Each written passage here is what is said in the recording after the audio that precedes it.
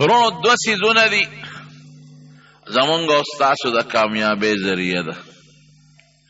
یو د الله ذات دی او بل د رسول الله مبارک ذات. الله زمون خالق او مالک دی، دا زمونږ ایمان دی. مونږ پیدا کړیو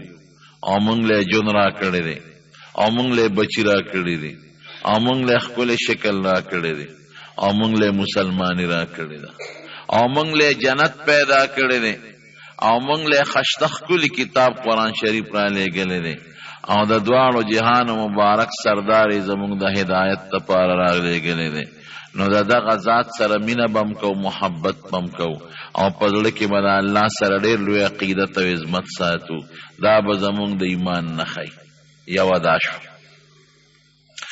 دویم به زمونږ د دواړو جهانو سردار سره مینه، ځکه زمونږ ستاسو د هدایت لویه ذریعه د دواړو جهانو سردار دی. قرآن شریف کې الله په خپله فرمایي یا ایها النبی انا ارسلناک شاهدا ومبشرا ونذیرا وداعیا الی الله باذنه وسراجا منیرا. الله ډېر ښکلي صفت کوي په قرآن شریف. وی تا دې للیږم چې خلکو ته د جنت لار او ښې وله ورکې او د دوزخ نه خلک ویرې او منع کړې او ما ته خلک راوبلې. دا د حضور پاک ډیوټي ده. نو د خدای پاک د نبی کریم صلی الله علیه وسلم په ذریعه پیربونو کیربونو کافر او گمراهان خلک ایمان ته راوړل. دا د نبی علیہ السلام برکت دی. نو چې دومره لوی شخصیت سره مونږ مینه ونه کو او محبت ونه کو نو زمونږ ایمان کې به کمی وي. رونو د حضور پاک سره مینه کول او د هغې سره عقیدت کول د ایمان نښه ده. دا ما چې کوم حدیث تاسو مخکې ولوست، حضور پاک فرمایي وی تر څو چې د یو مسلمان ته د پلار نه او د بچو نه او د کل مخلوق نه زیات خوښ نشم تر هغې پورې دا سړی مسلمان نشي کېدی. حقیقت دا دی رونو، مسلمان به مسلمان علی چې د حضور پاک سره عقیدتي او مینه او محبتي. او دا شکر دی زمونږ او ستاسو شته. ټول وایه الحمدلله. حضور پاک مدینه شریفې ته هجرت وکړ. مدینه منوره مونږ د عزت په نظر ورته ګورو. ولې ورته د عزت په نظر ګورو؟ ځکه د حضور پاک کلی دی او د هغې ښار دی او د هغې مبارکه روضه ده پکې او د هغې مبارک جومات دی پکې او د هغې صحابه دي پکې. دا د برکت ښار. تشریف یې یوړو نو مدینه شریفه کې بر علاقه د عوالي ورته وایي. یو جومات پکې جوړ دی، مسجد قبا ورته وایي. دا حاجیان صاحبان یو عمرې چې څوک تلي هغې ته پته ده. ډېر لوی ښایسته جومات دی. دقه ځای ته حضور پاک مبارک تشریف یوړو نو څلېرویشت ورځې هغه ځای کې تېرې کړې او یو ښایسته ښکلي جومات یې پکې جوړ کړ. نو بیا د هغه ځای نه مدینې شریفې ته راتلل. نو په لاره یو خوا بل خوا ماشومان همداسې بچي ولاړو او تنبلونه ورسره دي او خوشحالېږي. طلع البدر علینا من ثنیات الوداع وجب الشکر علینا ما دعا لله دا. تر څو چې وی په مونږ کې ژوند دی مونږ به د الله د دې نعمت شکریا ادا کوو چې الله مونږ ته حضور پاک راو. او دا قبا د طرف نه د 14 سپومې خدای راوخېجوله. حضور پاک مبارک به د ماشومانو په سرونو لاس راخ کا بچې زم خوښیم. هغې به وی او د الله رسوله زمونږ خوښې وی ښه زمام خوښې. او د مدینې په دیوالونو زنانه راوچتې شوې او ښځې بره په کوټو ورته ناستې وې او خلکو به اشاره کوله هذا رسول الله صلی الله علیه وسلم. دا ښکلی پیغمبر دا زمونږ کلي ته خدای پاک راوست. یو نوجوان هلک و طلحه ابن برا رضی الله عنه نوی ظلمی شوی دی نوی او قبایلی خلق و نو دی سره بطوری پا غاړه وی. نو د حضور پاک دا اوخ مبارک نه کله یو خوا تاویږي او کله بل چکر لګي او داسې نیغ نیغ ورته ګوري. حضور پاک مبارک ورته اشاره وکړه دې خوا راشه برخوردار دا ولې ما نه تاویږي را تاویږي ویحبک یا رسول الله دا الله رسول ډېر مې خوښې دې لومبي نظر لیدې دې ګورې ډېر زیات مې خوښې رښتیا چې د حضور پاک مخ مبارک ته به چا په مینه وکتل نو خدای به ورته ایمان ورنصیب کا او که چا په د غلط نظر کتلی دي چې یاره دا څنګه پیغمبر دی او دله خدای ولې پیغمبري ورکړه او نکته چینه غرض لکه ابوجهل عتبه غوندې ته خدای لري ساتلی دي وی تا سره مې ډېره مینه ده د الله رسوله وی ما سره دې مینه شته وی یو نو چې ما سره دې مینه خو زما خبره به هم منې رونو ګورې د حضور پاک د مینې مقصد دا دی چې مونږ هغې سره مینه وکړو چې د هغې خبره باندې عمل زمونږ راشي د هغې عقیده خپله کړو او د هغې خشته اخلاق ځان کې پیدا کړو او د هغې په شان ښکلی عمل وکړو او د هغې په شان کردار پیدا کړو وی چې ما سره د مینه ده خو زما خبره به هم منې وی حکم کوئ حضرت وی ښځې او کار وکړه اوس به دې معلوم شي چې مینه شته که نشته لار شه پلار به مړ کې او سر به تې پرې کې او ماله به دلته راوړې وی صاحب دا خو معمولي خبره ده تورې د اکلس ورکه او منډه یې کړې حضور پاک ورته آواز وکړو بچې دلته راشه مونږ په چا پلاران نه وجنو ښه د پلار به قدر کې ادب به کې احترام به کې خو ما صرف دومره معلومولی چې دا مینه دې ما سره په رښتیا ده او که غلطه ده حضور پاک چې مدینه شریفې ته راغی څو ورځې تېرې کړې دا هلک یې ونه لیده د چا نه یې تپوس وکړو وی په دې لاره کې یو هلک و طلحې نوم و د براز وی او ما سره ډېره مینه وکړه هغه نه ښکاري وی صاحب اقه چې ستاسو نه جدا شوی دی ناجوړه دی په کټ کې پروت دی حضور پاک فرمایل دا ځای تپوس له به یې لاړ شو نو تپوس له یې ورغی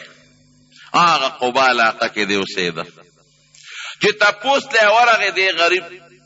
سخت مرض کې مبتلا بیمار و تبه یې وه سخته او چې نبی علیه السلام ورنږدې شو ور داخل شو نو حضور پاک ته یې ډېر زیات وژړل د سترګو نه اوښکې وبهېدلې نبی علیه السلام مبارک تسلي ورکوي برخورداره مه ژاړه الله به دې ښه کړي خدای به دې جوړ کړي بیماري د خدای رحمت دی وی نه د الله رسوله په دې نه جاړم چې ناجوړ یم او نه د مرګه یریږم جاړم په دې چې ډېر ارمانونه به ځان سره آخرت ته یوسم ما چې تاسو ولیدې زما پړه کې خدای تا سره ډېره مینه پیدا کړه نو ما هغه وخت پړه کې دا فیصله وکړه وی زه به د دې ښکلي پیغمبر نه نه خوځم د پسې پیزار به ګرځم د پسې بالغ به ګرځم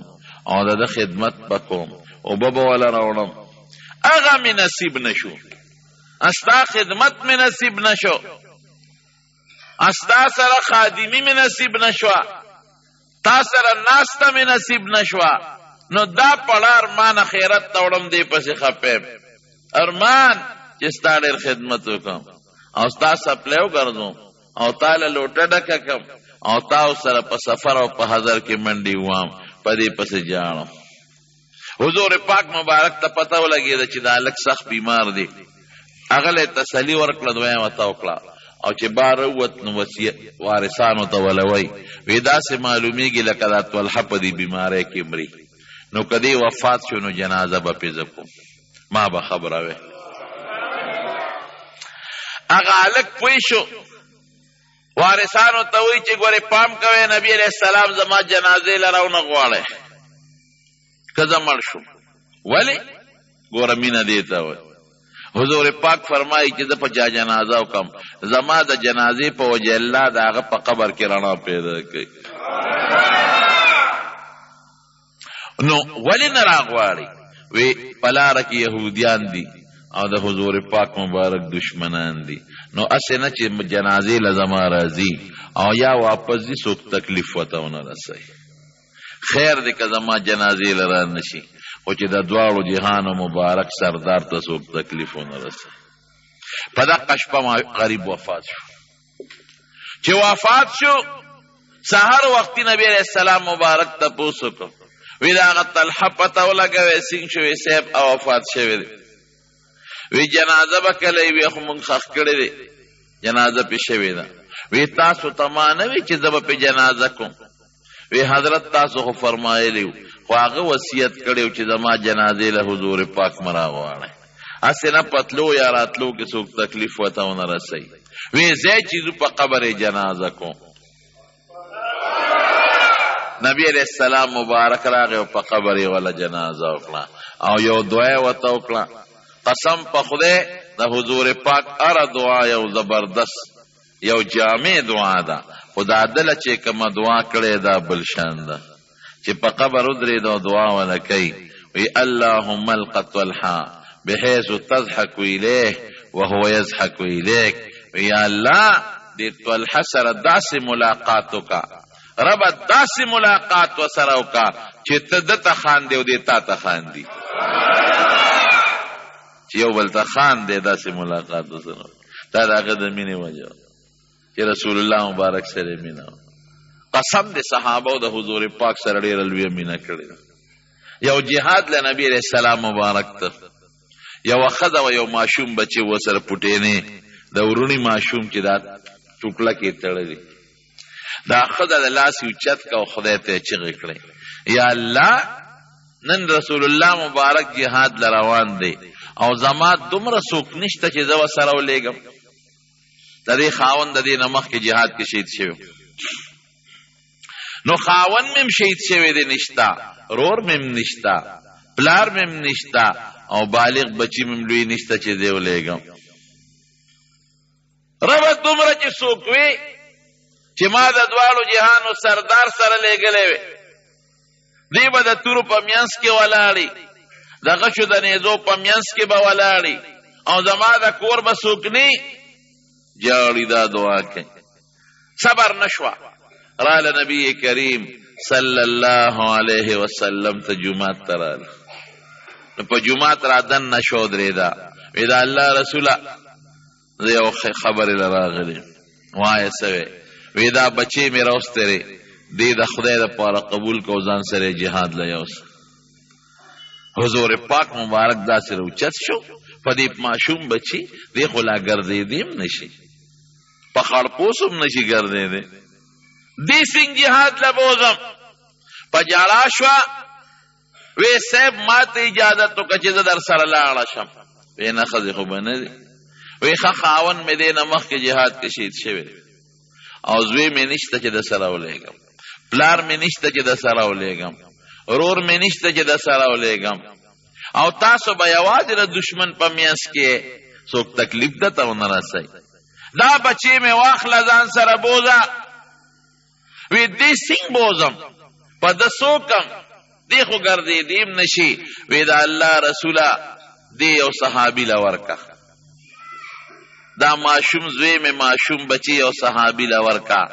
چې کله تا باندې څوک په توره یا په غشي په نیزه غزار کوي زما دا ماشوم به لکه د ډال غوندې تا ته مخې ته نیسي چې ستا دفاع پې وشي ډېرې قطرې قطرې شي ټوټې ټوټې دي چې پروا نشته خو چې تا ته غشي راونه رسي تا ته توره راونه رسي تا ته نیزه راونه رسي وایه دومره مینه چې د صحابه او د حضور پاک سره وه داسې مینه په دنیا کې د بل چا کیدی شي نشي کېدی قسم دی که د پلار سره هم څوک دومره مینه وکړي او که د مور سره هم څوک دومره مینه وکړي او که د بچو سره هم څوک دومره مینه وکړي کومه مینه چې د صحابه کرامو په زړونو کې د دواړو جهانو مبارک سردار ته عجیبه مینه عبدالله ابن زبیر رضی الله عنه د حضور پاک یو صحابی دی او رشتہ دار هم دی نبی علیہ السلام یو ځل د وجود نوینه مبارکه وویسته اخکر باندې دا وینه به کپه خوا هغه له هغه وینه ورکړه اخکر وی دا وینه چرته پټه که چې د باروت نه هغه وینه وسکله د حضور پاک هغه وینه نو راننوت وی عبدالله هغه وینه دې څه کړه وی صاحب پټه مې کړه وی کم ځای دې پټه کړه نو خېټې ته یې ګوته ونیوه وی دلته مې پټه کړه دومره مینه حضور پاک پته فرمایي وی په کم وجود کې چې زما وینه شامل د جهنم اور په حرام دی دا امر مینا زمکه له داغي وینه نه دا ور کړي د حدیبیه په مقام کې د مکه کافران راغلي او د نبی علیہ السلام سره صلح کوله پاغه یو کس او ابن مسعود ثقفی د کافرانو د طرف نه نماینده هغه راغی د نبی علیہ السلام سره خبرې وکړي بیا لار خپل قوم ته د مکه کافرانو ته هغه ته وی پام کوي دې سړی سره جنگ مکوي حضور پاک مبارک یادای وی قسم دې داغه مرګري خو پاغه ځان قرباني وی ما ورته قتل وی چې هغه او دس کو نو وی داغه د او دس او بچ ازمه کې تنه دی پرېخه داغه مرګرو براغشته او پزان به مګل او یو بل سره په جګړه کول او چې لال مبارک به تو کله حضور پاک دا په بخاری شریف کې ګوره حدیث ته وی چې لال مبارک به تو کله هغه چې ازمه کې تنه دی پرېخه صحابه په پلاسونو کې راغشته او په خپل مخ به مګل څوک به خپل پلار لاړې په مخ ومږي چرتمنا دومره میناوه لاړو نه خلک کرکه کوي او د حضور پاک لاړې به هغوی ته مشک او عنبر ښکارېدل ابې په خپل مخ او په لاسونو مګلې یو ساتل حضور پاک مبارک د شپې واړه بول وکړل او دس مبارک او دس یې مات او یو لرګي او لوښي په هغې کې او دس مات کړی رکوټ او دس یو بیبي وه وینځه وه په کور کې دننه اده شپې تږې شوې وه هغې دا ګمان وکړه چې را لوښي جوړوبه پرتې دي هغې وڅکلې اوس به ته وایې چې متیازې څوک څکي خو بوی کوي دا یاد وساتئ د حضور پاک بولو به بوی نه کو خوشبویي به یې کوله دې نه ځان خبر کړې چې د خپل ښکلي پیغمبر د تاریخ نه خبر شي د دې جلسو خو همدا مقصدي عائشه بی بی ورته یو ځل عرض کوي وی د الله رسول ته چې کوم ځای او دسمات یې وکړې لوی قضای حاجت او زه بیا هلته ورشم نو زه هلته کې قضای حاجت نه مونم اخو نی دا کوم خوا تاسو غورځوئ وی عایشې ته نه خبر چې د پیغمبرانو او دسمات ځمکه ځان ته جذب کوي ښکاري به نه چېرته تاریخ کې ماته نشی ښولی چې چا دا ویلي چې موږ د رسول الله مبارک او دسمات لیدلی دی او چې کوم ځای پیغمبر او دسمات کې هلته به بدبویي نه خوشبویي به نو هغه متیازو خوشبویي کوله زنانه پې دا ګمان وکړه هغه وینځې چې د اوبه دي هغې وڅکلې سهار وختي حضور پاک مبارک تپوس وکړو وی دې کاسه کې ما واړه بول کړي تاسو څه کړل حبیبي وی صاحب دا بولو وی ښځه خو تږي ما خو وی ګنې د اوبه دي خو ما څکلي دي نبی علیہ السلام غصه ورته ونه کړه چې بول دی ولې څکل متیاز هم څوک څکي دی ورته ونه فرمایل ورته سو فرمایل الله اکبر وی زما بول دی وسکل په غلطۍ کې وی تر مرګه پورې به پتا د خېټې مرض او درد را نشي یو ځل حضرت فاطمه رضی الله عنها کرے تشریف وړو حسن او حسین کې یو ماشوم دا واړو ډېر زیات خوښ قسم دی دوی سره ډېره زیاته مینه وه نو څو سره د خلکو مینې خو دوی سره ډېره زیاته مینه وه نو یو ماشوم پکې جاړل فاطمه رضی الله عنها کشرې لور ته آواز وکړ بچې دا ماشوم راوله ولې جاړي وی د الله رسوله اوږې دی نو جاړي وی مالی راوله چې راوست نو حضور پاک یې کیونیوه او خپله ژبه مبارکه د هغه په خوله کې ومنډله هغه د حضور پاک ژبه وسټله هغې ماشوم وی راشه بچې دا زوی دی واله وی زما لاړې خېټې ته لاړې وی تر مرګه پورې به دې د لوږې او د خېټې د درد نه چرتم چغې ونه وای نه به پې د خېټې درد راشي او نه به پې لوږه راشي دا د حضور پاک د لاړو مبارکو برکت او د صحابو مینه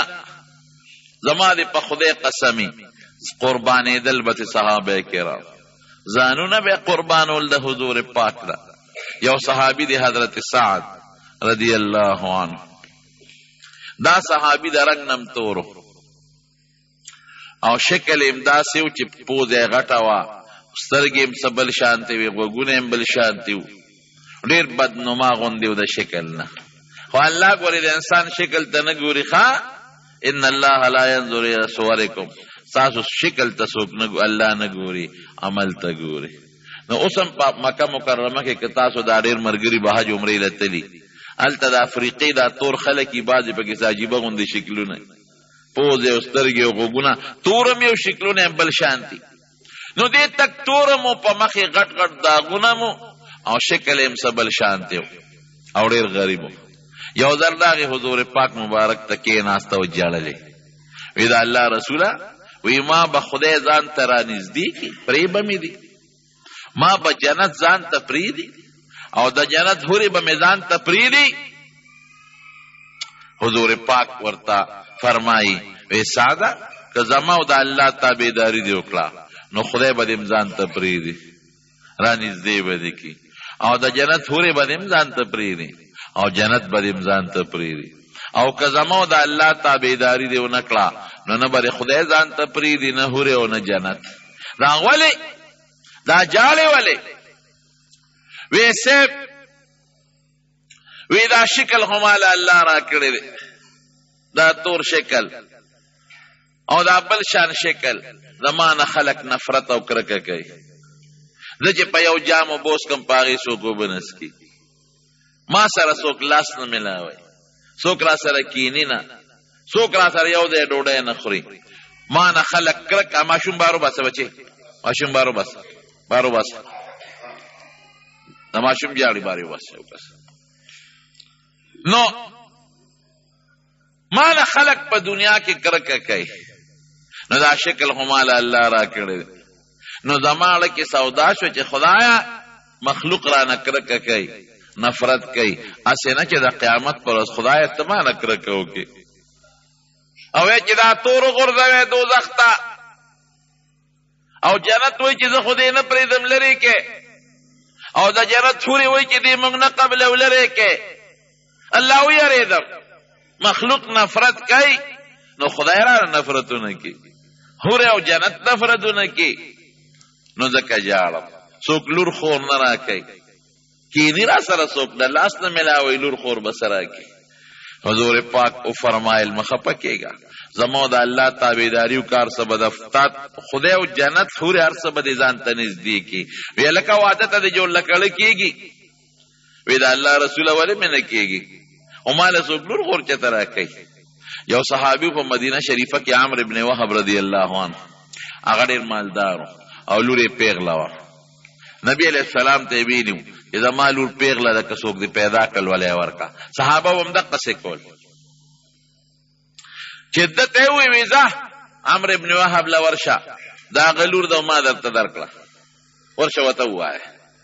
دې لاړ د هغه دروازې له دروازې او ډبونه اوله راووت وی ستاسو نوم عمرو ابن وهب دی ویو وی ستاسو لور پیغله شوې وه او نبي علیه السلام زه رالیږلې یم زما دپاره رمالی هغه چې درته وکتل چې د شکل ته او رنګ ته او مخ داغونه او پوز او غوږونه بل شان وی ته لږ صبر وکړه ښځې سره صلاح کړو ښځې ته یې لوې ښځې راله دروازې په چوندې کې وکتل وی سړیه ده سره خو زمونږ لور ګزاره نه شي کولی د سره به څنګه ګزاره کوي سبا به زمونږ لور خپی نو بیا به حضور پاک هم خپی نو داسې وکړه چې حضور پاک ته لاړ شه ورته ووایه چې زمونږ لور له بل څوک راولېږي مونږ چې قربانه لور خو ګزاره به نه کوي نو سبا به دې هم خپی لور به هم خپی بیا به حضور پاک خپی نو دې غریب یې را رخصت لکه بیا خپه دی چې ما خو وی چې ما له څوک لور خور نه راکړي هغه لور یې دا خبرې واورېدې وی بیبی څه چل شوی دی وی دا ستا دپاره حضور پاک یو هلک رالیږی رشتې له خو مونږ واپس که وی ولې م واپس که وی بچی هغه څه بل شان شکل یې دی رنګ یې تور دی او شکل یې څه بل شانتی دی ته ورسره ګزاره نه شې کولی ما ته متوجه شي ته ورسره ګزاره بچی نه شې کولی وی بیبي ولې واپس که وی ډیر بل شان شکل، پوزه، غوږونه، سترګې او د رنګ نم تور او غټې غټې دانې په مخ. وی مور را لېږلی چا دی؟ وی حضور پاک مبارک را لېږلی دی. وی شابه مور را واپسې کا. وی زما د قسم په الله چې مال د کم خاوند بندوبست د دواړو جهانو سردار کړی دی، هغه مال د ډېرو ښکلو خشتو خاوندانو نه بهتر دی. راولې بچی مونږ خو پې خوشحاله یو، مونږ خو یې ته به ګزاره نشې کولی. وی زه ورسره کوم ګزاره حضور پاک را لېږلی. بس را واپس یې کوي، کار دی وشو، زمونږ لور د سره خوشحاله ده. زه نبي علیه السلام مبارک ته ووایه. دی راغی خوشحاله. حضور پاک مبارک ته وی چې کار وشو جي. وی ښه مهر به ورکې. وی صاحب مهر زه ته وایي او واده کې او مهر نه پېژنې. یو څادر و د غریب هغه د پرتوب په دی لنګ کړی و ځان ته، د کمیس هم نو، څپلۍ هم نشته، ټوپۍ هم نشته، کورس هم نشته. وی ښه داسې وکړه لاړ شه حضرت عثمان رضی الله عنه ته، عبدالرحمن ابن عوف رضی الله عنه ته او حضرت زبیر ته. دې درې واړو ته ووایه چې 200 درهم دله درکړي، ما ورته یاد کړه. او یو صحابي ناست و، وی لکه ستا خو 2 کوره دي. وی یو، وی دا یو درته وبخه. وی صاحب مې بخه ورته. قسم دی هغې به مالونه قربانو. فورا کوره مو شو او 600 درهم هم رالل. وی داسې وکړه دا 200 درهم یې ځان له کړل تی، دی د هغه څادر پلو پورې وتړه. وی دا 200 درهم د ښځې مهر شو، دا به هغې له ورکړي. او دا 400 درهم یو څه په دې ځان لم جامې واله او ښځې لم واله. او د کور کټوی سمسۍ هغه زمانه کې خو قصه اسانه وه، دا هم پې برابر کړه چې د واده بندوبست یې وکړو. دې لاړ 200 درهم یې تې جدا پلو پورې وتړل چې دا مې د ښځې مهر شو. په دې شرط نو د نبي علیه السلام مبارک ملګرتیا دې وکړي. او که چا سره سامان جنگ خپل نی نو هغه دې نه ځي. چې ده دا اعلان اورې نو خپه نیولی شو، هغه دوباره اعلان وکړه، بیا د دوکان نه لږ رابار شو. چې درېم اعلان یې وکړه، یړه کې وایي چې ښه زه به واده کوم، زه به د حضور پاک به د تور او د نیزو په میاس کې او زه به د ښځې سره پروت یم. دا چېرته کېدی شي؟ دومره مینه دې ته وایي لکه حضرت حنظله رضی الله عنه چې دا به څنګه وشي؟ هغې به میدان جنگ کې د دشمن په میانس کې د تورو غزارونه او زه به خوشحالي کوم په کور کې. دوکان یې پرېښود، لاړ منډی تاسې ځان له واغېشته او توره یې واغېشته او یو نقاب یې ځان له واغېش روبند چې په هغې یې ځان له دا مخ وتړه، صرف سترګې یې ښکارېدې، مخ هر څه پټ کړل او پاسې خپه واړو له میدان جهاد ته ورسېد. چې هلته ورسېد جنګ شروع، دی پکې شامل شو په جنګ کې. نو زبردست جهاد یې وکړه. د دنیا کافر یو خوا بل خوا مړه کوي مردارۍ، خو مخ یې تړلی دی، څوک یې نه پېژني. صحابه یو بل ته ویل لکه څوک ناشنا نو مسلم راغلی دی، ځکه مونږ خو یې نه پېژنو، نوی مسلمان دی او ناشنا بهادر دی او د دنیا کافر یې مردار کړل. یو ته او بل ته. حضرت علی رضی الله عنه حضور پاک مبارک ته راغی. وی صاحب یو هلک راغلی دی، نوی مسلمان دی او ډېر بهادر دی او د دنیا کافر یې مردار کړل، ډېر غیرت دی. وی کم دی؟ وی هغه اس باندې سور دی هغه یو. دغه وخت کې د تور اوچته کړی او په یو کافر یې غزار کو، نو دا څادر یې د دې لاس نه راپروت یو. نو حضور پاک یې دا مټ ولیده، دا تور مټ او داغونه دي پې. هلکه وی دا خو هغه سعد معلومېږي، اظنه سعدا، دا خو هغه معلومېږي هغه سعد. ته ورشه د جوړ هغه د واده انتظام پر په ځای پرېښه، د جوړ په هغه پیسو دا اس او دا توره واغېښتل او میدان ته راغی. تپوس ته یې وکړه چې هغه دی که بل څوک دی؟ حضرت علی رضی الله عنه ورغی، ورته وی نبي علیه السلام راولېږلم، تپوس کړي ته هغه سعد دی؟ سر یې وړکاو چې ومغې واپس لاړ. وی د دواړو جهانو مبارک سردار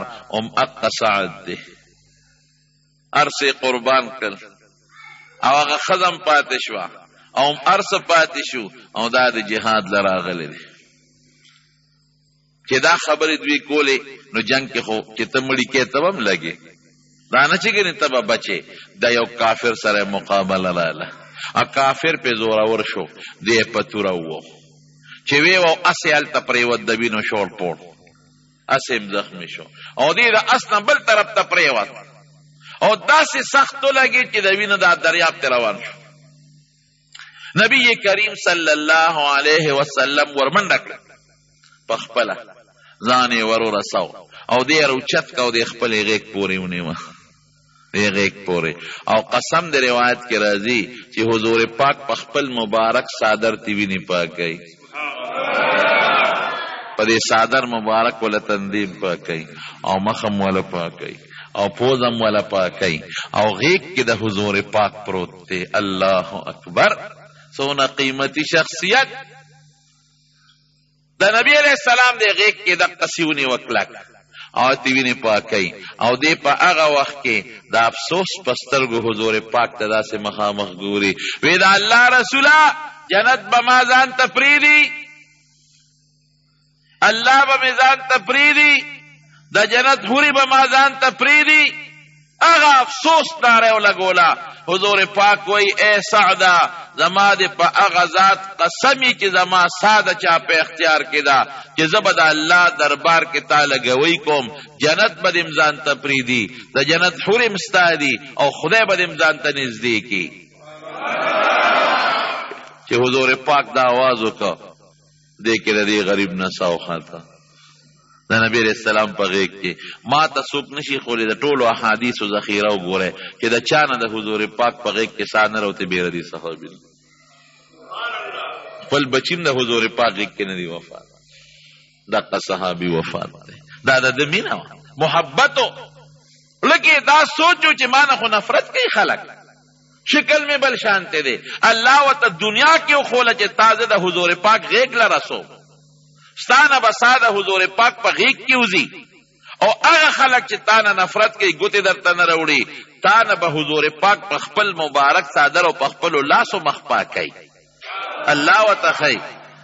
نبی کریم صلی اللہ علیہ وسلم چے در سو خطا وی خندل مخی بل طرف تاوارا او صحابو تیرا شدارور مچت کے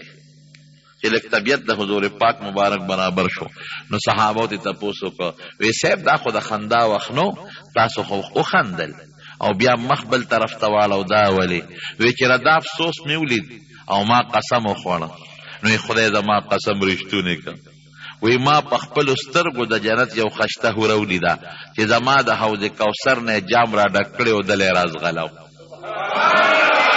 خوشحاله شم او می خندل چې شکر دې خدایا زما قسم دې رښتیا کا او ما ته دې پسترګو خول او ځن کدن کې دې وته هورو خولا او ځن کدن کې د حوض کوثر او بزما پیوس کله نو لګه حیا را له د هورې نه مخ بل طرف ته وانه ورونو مینه د حضور پاک د ایمان نه خدخه مینه د حضور پاک وایا د ایمان نه نو دوه مینه یو د الله د ذات سره مینه دا الله ذات کې د الله کتاب قرآن شریف امره او یو د رسول الله مبارک سره مینا نو مدینه منوره پکې رااله او صحابه کرام هم پکې رااله او قرآن پکې مینس کې د دواړو هم پکې راغلی د الله نه دی او نازل پر رسول الله مبارک دا مینې بکو اوس د مینې مقصد څه دی د مینې مقصد د حضور پاک تابعداري درونو یوازې ګورې په دې کار نه کېږي چې مونږ وایو چې زما مینه ده او مینه ده او مینه ده او مینه ده مینه بکې د مینې مقصد د حضور پاک تابعداري ده ولکم فی رسول الله اسوة حسنة لمن کان یرجو الله والیوم الاخر حضور پاک زمونږ دپاره الله نمونه را لېږلی د هغې په شان عقیده به زمونږ ساتو د هغې په شان ښکلي اخلاق به ساتو د هغې په شان کردار به ساتو او د هغې په شان ښکلی عمل به کوو او چې هغې څه کار کړی دی به کوو چې څه نه یې منع کړی د هغې نه به ځان ساتو دا به زمونږ مینه وي چې حضور پاک وي داسې وکړه او زه یم نه صاحب دې کې خو نه یم دا مینه نه شوه د مجنون او د لیلا قصه درته یاده نه مجنون به راته او د لیلا د کور د وطن د کلي سپي به یې ښکلول او دیوالونه به یې ښکلول ولقد امر علی الدیار دیار لیلا وی د لیلا په کورونو تیریږم دا لیلا د په دروازو په کلي تیریږم ولقد امر علی الدیار دیلار لیلا. نو چې تیریږم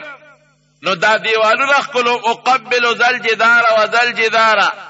کله هغه دیوال ښکلوم کله دا بل دیوال ښکلوم. بیا وی وما حب الديار شغفنا قلبي ولكن حب من سكن الديار. وی د دیوالونو باندې عاشق نیم، وی دیوالونو مینه مې پاړه کې نه پرتا، د دیوال دنه چې څوک اوسېږي لړه لاغوي سیرې کړی. نو یو ځل راغی نو هغه ځنګل کې دیره شو د لیلا د کور مخې ته ځنګل دیره شو. وی زه په دې لاره کې چې ته راووته پړونې خو به یې ووینم، دا دیوالونه خو به وګورم. دیره شو. لیلا ته چاوی چې مجنون خو راغلی دی ځنګل کې دیره دی. وی دی غریب خوريس کیسه وی سم نشتا. وی ښه یو جام پی وله لیږې، یو جام پی به دې څکي. نو دی غریب له یو جام پی د یو ځل ولاړل، یو بل مجازي مجنون راغی. هغه وکتل چې دا خو پی پکې ملاویږي، هغه د هغه نه دی خوا ډډه وواله. پی بدل دی مجازي مجنون بس کل، هغه غریب ته بنه رسیدل. ورخ کې خو ته دی پروت و، په لاره کې دی پروت دی، پی به دی مجازي مجنون سکل. یو ځل دی لیلا وی هغه ته خو پته لیلا ته نه لګېده، هغه وی ګنې حقیقي مجنون پی وسکل. نو یو ځل لیلا هغه هلک ته وی چې یاره بلا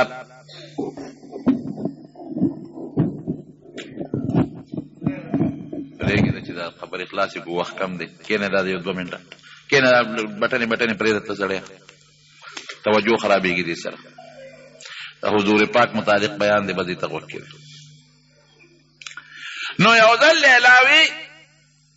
هلکه بلا پی دی مجنون سکل، ورګه چې دې رښتونی عاشق ته او که ګپ لګی. هغه هلک ته وی دا جام یوسه او لیلا مجنون ته وا چې لیلا وینه غواړي. جام یې یوړه، نا چې چا پیس کړی خو مجازي مجنون. هغه ته وی لیلا را لېږلې بلا مو د پی دی اوس کل اوس وینه غواړي. وی څه دی ووی؟ وی لیلا وینه غواړي که نه؟ وی پی راوړه، پی راوړه. وی نه وینه غواړي؟ وی وینې والا زنې ما شاته چې ناستی هغه دی، پی خو دی بلاس کړي. هلته ورغی، چې ورغی هغې غریب خو پړومبی د یو جام څکلي، باقي خو دی ورته په ورخ پروت و. چې هغه له ورغی وی لیلا وینه غواړي. وی راکه جام، دې کښتنو منډله زور یې ورکړه. یاره وی هسې نه چې د دې مخ وینې پکاري، هغې نه یې وله. یاره هسې نه چې د دې پتونې پکاري، دا یو اندام دی یې وله وینه وویستله. نو د عشق او د محبت نښه دا ده چې د حضور پاک خبره به بیا منو. تاو چې ما سره مینئ او زه راته یم یو جام اوبه راوړه او ته څټ وګورې یاره جي زه خو د ګرد پاسېدو نه یم. دا څنګه مینه ده؟ یو مولا و د هغه یو غلام، غلام به ورته وایي صاحب ګورې ستا نه زارېږم. نو مولا پې مهربانه ورشی به یې ورکو نو صاحب جي ستا نه زارېږم. یو ځل شپه وه دا مولا دې غلام ته وایي تجربه پې کوي چې رښتیا دې زما خبره مني که نه؟ هسې رانه هر څیزونه وایي. وی تا لکه بار وګوره چې باران شته که نشته؟ د شپې په دې ژمي کې چې باران ورېږي د بړستن نه چاړه کېږي. دی ورته وایي یاره بس مولا صاحب بس وده شه یاره ته باران څه کوې؟ وی نه ته پاسه وګوره چې باران شته که نشته؟ وی او شته.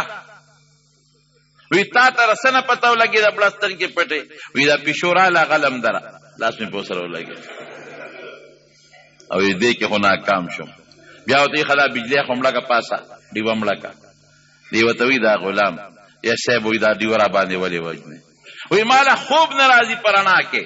ځکه یې در باندې وجنم. ای سړیه خو بس بلستن په سر راواړه او بس تیاره به شي درته که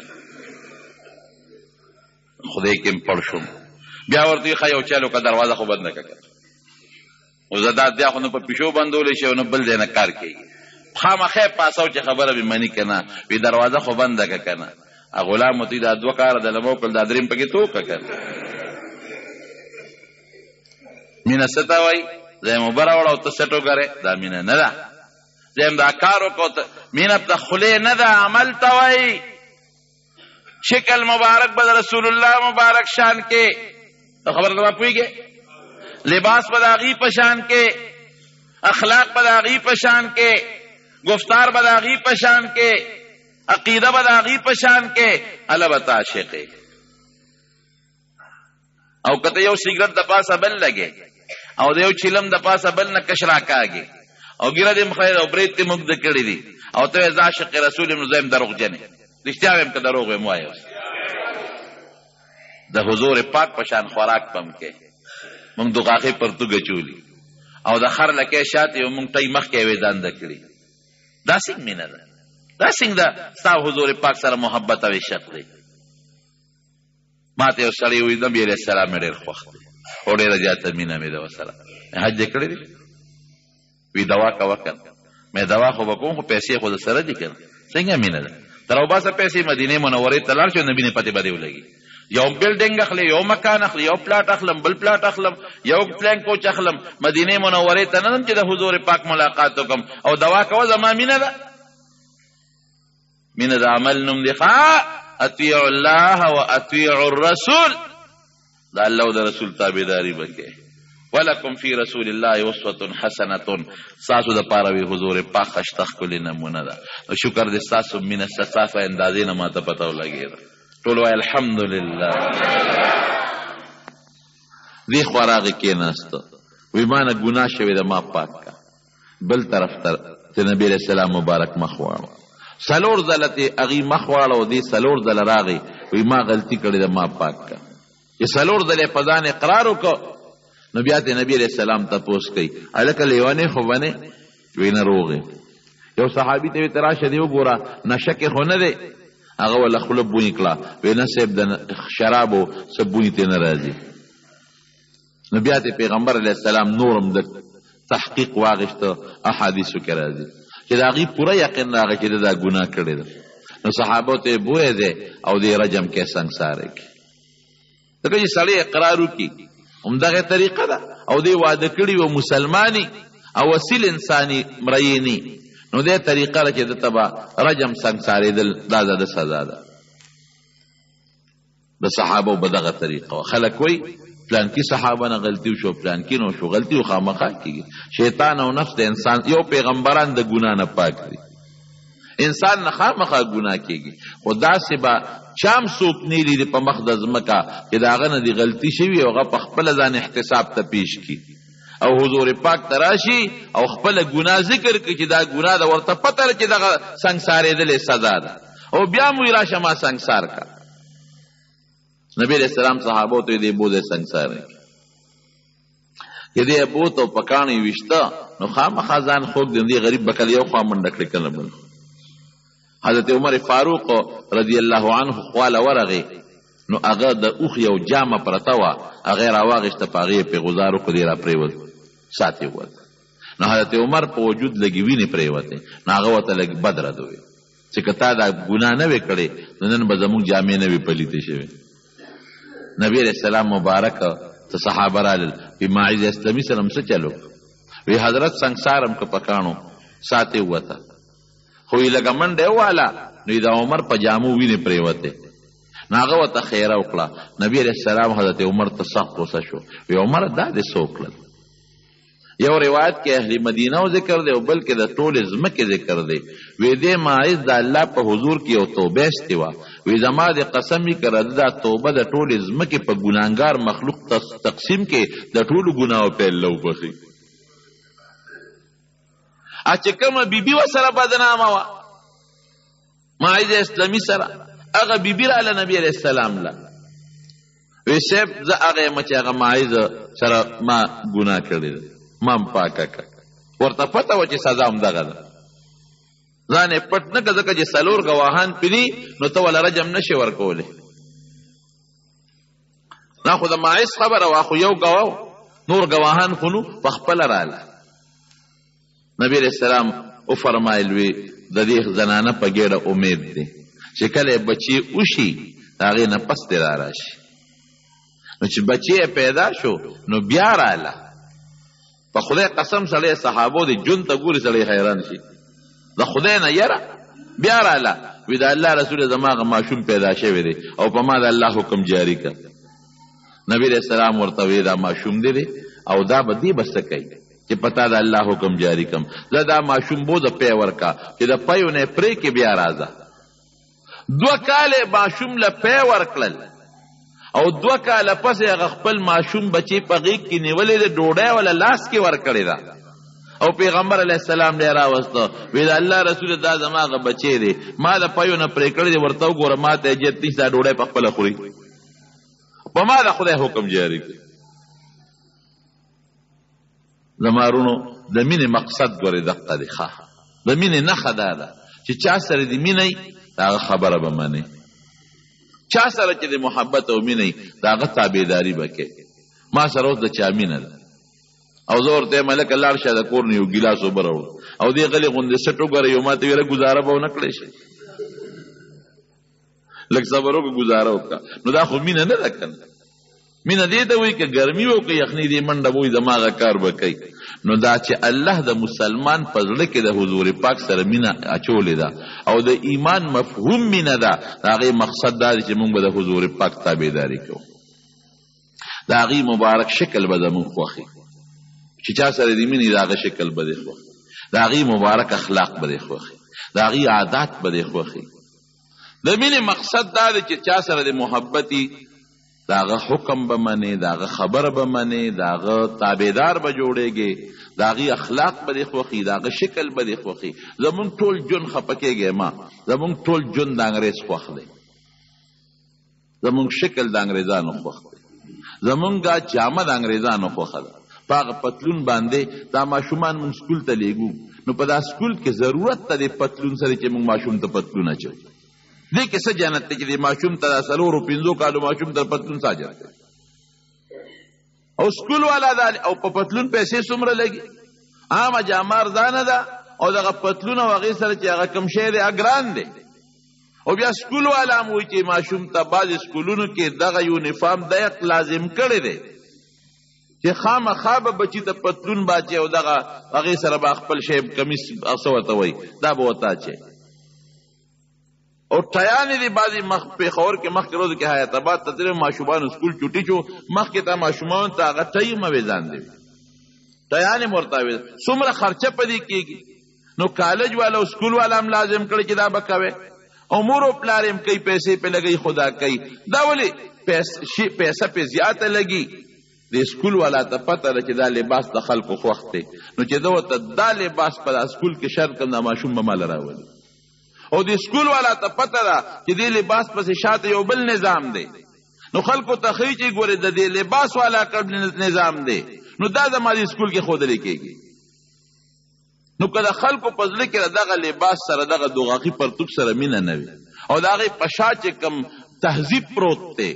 د دغه پتلون په شا چې کم تهذیب پروت دی او د دغه لکۍ چې دا ټی مخکې اویزان دی د دې په شا چې کم تهذیب پروت دی که مسلمان سره د دې مینه محبت نه وي سکول والا به دا لباس ولې شرط کو د خپل سکول دپاره کالج والا پرایویټ به د خپل کالج دپاره دا لباس ولې شرط کو هغه ته پته ده چې د دې خلکو دا شی خوښ دی پیسه پې ډېره لګي خو ورکوي یې پیسه پې زیاته لګي خو ماشوم به بیا هم ماله راولي د دې لباس په شا چې کم تهذیب دی هغه خوښ دی د دې په شا چې کم نظام دی هغه د خلکو خوښ دی مونږ وایو عاشقان رسول یو مونږ د حضور پاک سره مینه محبت وي د هغې خشته ښکلی لباس ساده اولې مونږ ځان نه خوښوو د هغې خشته ښکلی عقیده کې څومره خیر دی او د هغې په اخلاقو کې څومره خیر دی زما د قسم په خدای تېره جمعه مې درته بیان کړی دی د هغې اخلاقو کې د انسان څونه خیر کور کې به د خوشحالي وي بچو سره به د ژوند د خوشحالۍ وي دوستانو سره به د ژوند د خوشحالۍ وي استاد سره به د ژوند د خوشحالۍ وي شاګرد سره به د ژوند د خوشحالۍ وي که په هغه اخلاق په عمل وشي معاشره کې به امني سکون به اطمینان به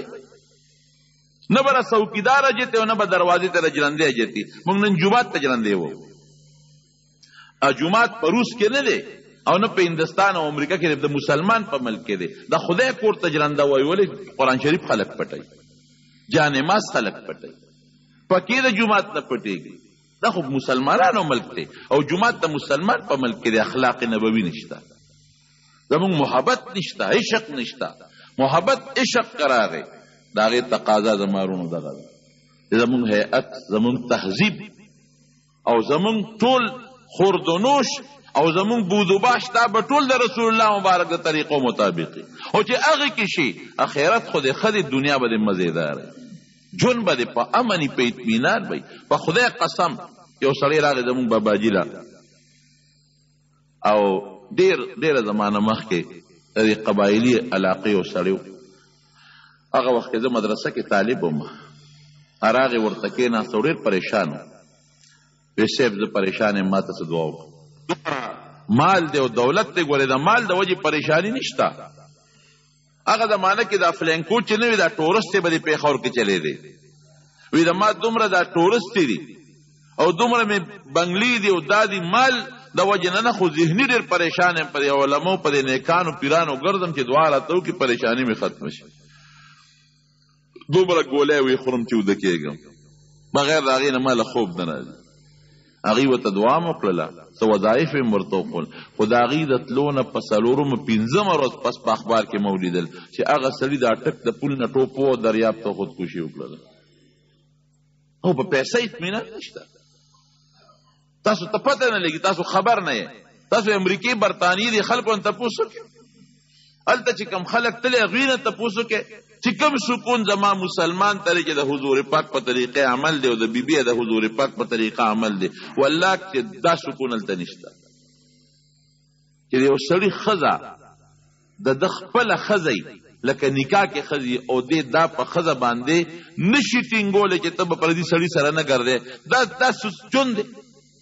د سړي ښځه به په دغه انګلینډ او امریکا کې درته یادو. دا مې ورید تواتر سره ماته دا خبره رسېدلې ده. د سړي ښځه به پردي سړي سره به روانې. دې نشي ویلې چې دا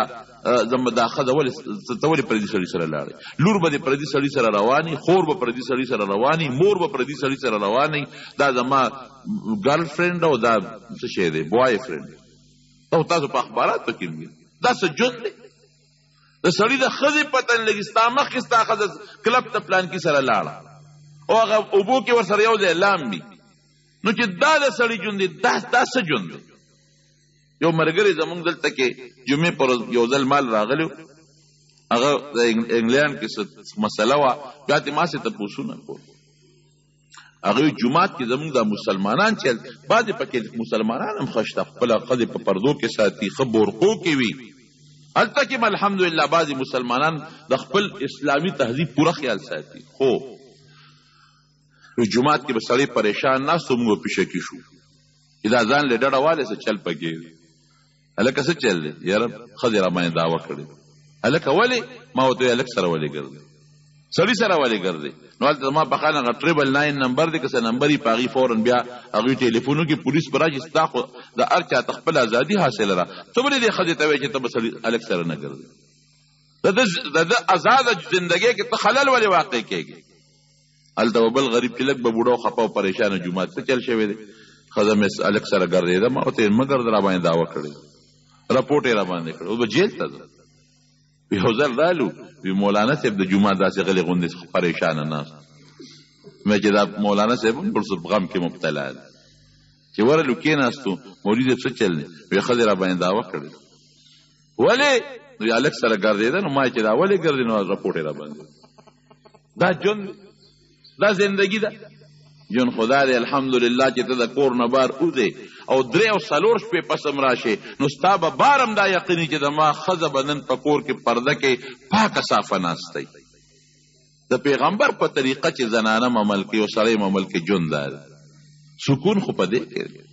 چې سړي ته دا پته نه لګي او نه په ښځه دا قید لګولی شي او نه په لور دا قید لګولی شي او نه په خور قید لګولی شي او ستا مخکې ګپې شپې خلکو سره لګوي.